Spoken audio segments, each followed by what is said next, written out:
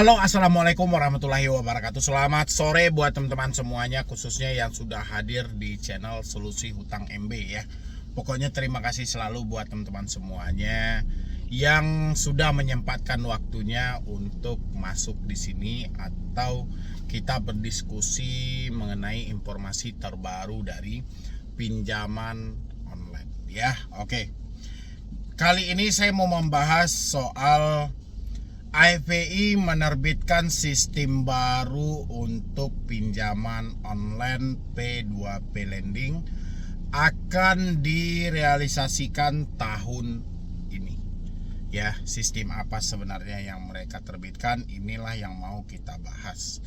Ya, mudah-mudahan dengan sistem yang direncanakan ini ya, tidak ada lagi korban yang masuk ke dalam dunia online yang begitu banyak, karena saya mengingat hari ini itu cukup banyak orang yang terjebak di pinjaman online tanpa pikir panjang, tanpa ada memikirkan resiko dan dampak buat kedepannya. Mereka tidak peduli, selagi ada kesempatan untuk meminjam, hajar terus ya.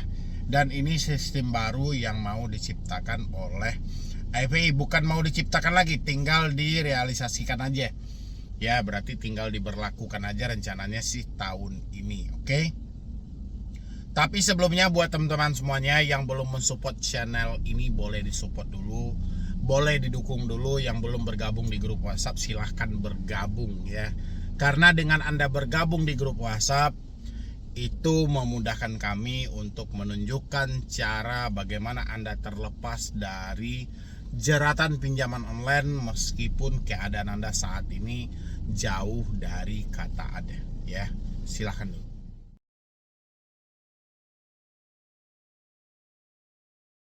Oke, terima kasih buat teman-teman semuanya yang sudah mau mensupport dan mendukung. Oke, AFPI sistem baru pembatasan pinjaman P2P lending akan direalisasikan tahun ini ya. Ada sistem baru pembatasan pinjaman P2P lending ya. Apa sih manfaatnya? Bisa nggak ini membatasi nanti titik dari gali lubang tutup lubang? Oke. Di sini ini informasi dari kontan.co.id. Resiko kredit macet terus menghantui industri fintech P2P lending berdasarkan data Otoritas Jasa Keuangan OJK per Maret 2023. TWP 90 menjadi indikator kredit macet fintech lending meningkat menjadi 2,81%. Ya wajar. Kemarin kan sudah saya bahas. Yang teman-teman yang belum nonton videonya boleh ditonton dulu ya. Adapun dari total 102 fintech terdapat 23 perusahaan pengawasan khusus OJK karena TWP 90 berada di atas 5% per Maret 2023. Ya, dari 102 pinjol legal ada 23 pinjol yang dalam pengawasan khusus ya. Saya sudah sampaikan ngapain itu diawas-awasi lagi, udah hapus aja. Berarti 102 kurangin 23 berarti berapa sisanya lagi tuh ya? 102 kurang 23 berarti sisanya 79 ya. 79. Oke. 79 pinjol cukup rasa saya ya, kalau hanya dibuang 23 gitu loh. Karena banyak dari pinjol itu yang nggak ada manfaatnya. Terkait hal itu, Ketua Umum Asosiasi Fintech Pendanaan Bersama Indonesia AFPI Adrian Gunadi mengatakan pihaknya tengah menggodok sistem baru yang membatasi pinjaman di beberapa fintech sebagai solusi dari permasalahan tersebut. Sampai saat ini para peminjam masih bebas meminjam di berbagai fintech. Hal itu juga yang membuat angka kredit macet meningkat. Dengan cara seperti itu, orang-orang atau peminjam bisa saja melakukan gali lubang tutup lubang di berbagai fintech loh. Kemarin Anda bilangin penyebabnya adalah karena kredit scoring ya. Tidak ada penilaian khusus terhadap calon nasabah. Nah, itu kan Anda harusnya tahu, harusnya program ini sejak dulu diterbitkan gitu loh. Sehingga tidak ada yang terjebak di pinjol sampai 10 pinjol, 5 pinjol, 15 pinjol. Siapa yang jahat sebenarnya? Sistem dari pinjol. Dia sudah melihat orang ini sudah minjam di sini, sudah minjam di sini, sudah minjam di sini, tapi mereka tidak peduli. Mereka tidak membaca tingkat kredit macetnya. Mereka hanya peduli menyalurkan dana, nanti diadukan dengan debt collector. Ya, kemarin yang bilangin itu siapa ya, dari orang OJK kalau saya nggak salah. Dia menyampaikan gitu, akibat outstanding dan kualitas dari credit scoring terhadap penyalur calon nasabah baru gitu loh ya. Itu bahasanya kemarin itu.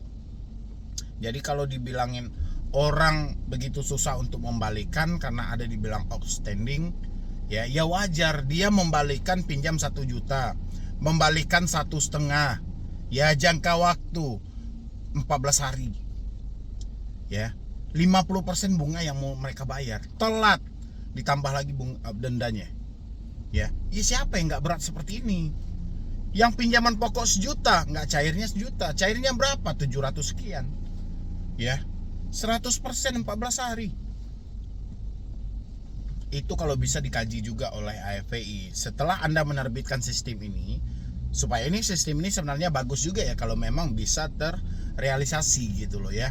Tapi kalau sistem ini hanya sebatas Anda bentuk, tapi praktek di lapangan malah tidak sesuai, ya sama aja. Ya, akhirnya gali lubang tutup lubang pun makin melebar. Sekarang ada aturan nih untuk pembatasan pinjaman. Ya, besok pagi 7 debt collector mulai menekan 1 debitur. Ya, akhirnya apa? Oke, di pinjol legal tidak cair. Ini membuka peluang baru ke pinjol ilegal. Ya, jadi hati-hati dengan sistem yang seperti ini. Ini benar-benar harus dikaji sematang mungkin oleh AFPI. Ya, sistem pembatasan supaya orang-orang tidak nyemplung gali lubang tutup lubang sebanyak-banyak mungkin. Ya, sekarang kan AFPI hanya menaungi 102 pinjol legal. Ya, oke. Sekarang sudah ada sistem barunya tentang pembatasan pinjaman P2P lending dari pinjol legal. Ya, jangan sampai sistem baru yang Anda terbitkan ini malah bergerak membuka peluang dan membuka kesempatan untuk masyarakat malah nyemplung ke pinjol ilegal. Karena 4.000 sekian pinjol ilegal yang ditutup, itu hanya namanya saja yang ditutup oleh SWI. Prakteknya tidak. Prakteknya masih berjalan sampai detik ini. Ya, jadi ini harus dikaji ulang soal positif dan negatifnya. Ya, jangan hanya dikaji soal ke pinjol legal aja, supaya satu orang masyarakat tidak terjebak di 10 pinjol legal. Oke, dia terjebak di 1 pinjol legal tapi 30 pinjol ilegal. Ya, kan sama aja. Ya, karena kesempatan sudah terbatas. Ya, ini perlu dikaji lebih dalam dan lebih matang oleh AFPI. Jangan ini aji mumpung bagi pinjol ilegal yang jelas statusnya tidak diakui di Indonesia ini. Yang jelas mereka satu atap dengan pinjol legal saat ini. Bisa jadi 1 pinjol legal 20 pinjol ilegal di bawah mereka. Kaliin 102. Berapa banyak? Ya, jadi hati-hati membentuk sistemnya. Jangan Anda membatasi di pinjol legal, malah masyarakat terjerumus di pinjol ilegal. Ya, saya lanjutkan. Teman-teman yang lainnya juga boleh memberikan masukan bagaimana dengan program baru dari AFPI ini. Oke, ini mana lagi tadi ya? Adrian mencontohkan dalam sistem pembatasan bank diterapkan batas jumlah kartu kredit yang dimiliki hanya bisa 3 saja. Menurut dia sistem tersebut yang belum diterapkan di industri fintech. Mana mungkin dia menerapkan hal itu? Sementara di luar sana begitu ada orang telat 1 hari saja, jangankan 1 hari, hari ini belum juga telat, hari ini baru jatuh tempo. Itu debt collector sudah berlomba-lomba seakan sayembara siapa yang lebih dulu itu mendapatkan bonus untuk melakukan penekanan habis-habisan terhadap debitur. Ya, baru hari yang sama. Hari ini jatuh tempo, hari itu ditekan habis-habisan. Ya, sehingga apa? Sehingga terjadilah kepanikan dari si debitur tanpa pikir panjang melirik ke pinjol lainnya. Akhirnya terjadi gali lubang, tutup lubang. Ya, saya sangat setuju kalau hal ini bisa Anda batasi. 1 orang cuma dibolehkan meminjam di 3 pinjol legal. Berarti mereka cuma boleh pertama minjam kedua buat bayar yang pertama, ketiga buat bayar yang kedua. Oke, selesai sampai di sini. Tapi batasi dan hati-hati, coba lirik pinjol ilegal 4.000 sekian yang telah diblokir oleh SWI katanya, itu hanya namanya. Ya, prakteknya tidak diblokir. Jadi jangan sampai sistem pembatasan yang diterbitkan untuk pinjol legal ini malah dijadikan aji mumpung oleh pinjol ilegal. Ini penting bagi FPI dan penting juga nanti oleh OJK untuk dikoreksi ulang tentang sistem yang mau diterbitkan oleh FPI di tahun ini. Ya, saya sangat mendukung hal itu kalau mekanismenya sudah jelas dan positif negatifnya sudah diperhitungkan. Ya. Habis itu lagi dia pun mengungkap FPI ingin mendorong cara tersebut. Dengan demikian peminjam hanya bisa melakukan maksimum peminjaman di beberapa fintech saja. Oke, itu nggak ada masalah, saya dukung 100%. Sebagai content creator, saya sebagai yang 4 tahun rutin membahas soal pinjaman online, saya setuju dengan hal ini. Ya, cuma ingat positif negatifnya ada. Berulang kali saya sampaikan positif negatifnya ada. Jangan sampai penerbitan sistem ini malah membuka peluang baru ke pinjol ilegal sehingga makin banyak masyarakat yang tersisa dan data dia menyebar di semua medsos gara-gara ada pembatasan ke pinjol legal. Ya. Sehingga pinjol ilegal mengambil suatu kesempatan. Coba ditinjau lagi dari SWI, Satgas Waspada Investasi, itu yang Anda blokir sebanyak 4.000 itu memang cara mereka atau pembatasan link mereka, pembatasan kinerja mereka, atau hanya sebatas pemblokiran nama mereka saja. Ya. Karena sampai detik ini sistem mereka masih berjalan. Namanya diganti. Ya. Kalau sekarang bisa saja dia atau browser meminjam di 10 fintech, ucap dia kepada kontan.id saat ditemui di kawasan Senayan Kamis 11 Mei 2023. Meskipun demikian, Adrian mengaku FPI sampai saat ini belum memutuskan maksimum jumlah fintech yang boleh dipinjam para borrower. Seberapa banyak, dia juga dibeberkan bahwa sistem pembatasan yang tengah digondok itu kemungkinan akan terrealisasi pada tahun ini. Dengan demikian kredit macet bisa dicegah dengan optimal. Ya, oke, kredit macet itu bisa dicegah sebenarnya.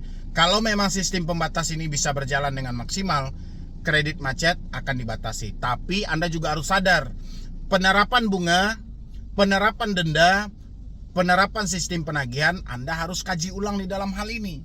Ya, karena hal itu juga berpengaruh terhadap lancar atau tidaknya suatu kredit. Ya, ini perlu dipertimbangkan lebih matang dan kita pengen lihat sistem yang mau diterbitkan oleh FPI ini berhasil atau tidak, ya. Atau sama aja dengan sistem yang diterbitkan oleh OJK, 3 larangan tidak boleh dilakukan debt collector, 1 ini, 2 ini, 3 ini. Kenyataan di lapangan dilakukan. Ya. Nanti jangan-jangan sistem itu juga gagal atau cacat, cuma boleh meminjam di 3 aplikasi, nyatanya besok ada yang 30 legal semuanya, kan gila gitu loh. Ya, kalau nggak ada yang sampai 40 ilegal semuanya. Waduh, kan kacau jadinya kalau kayak gitu ya. Tolong dikaji positif dan negatifnya, dan saya berharap hal ini bisa bermanfaat bagi masyarakat karena FPI memperuntukkan hal ini bagi seluruh masyarakat Indonesia karena maraknya perkembangan dan pesatnya perkembangan dari pinjaman online. Ya, mungkin dari saya cuma itu aja. Teman-teman yang lainnya kalau Anda ingin memberi masukan silahkan di kolom komentar. Ya, jadi sekian dulu dari saya, Medi Broni. Wassalam.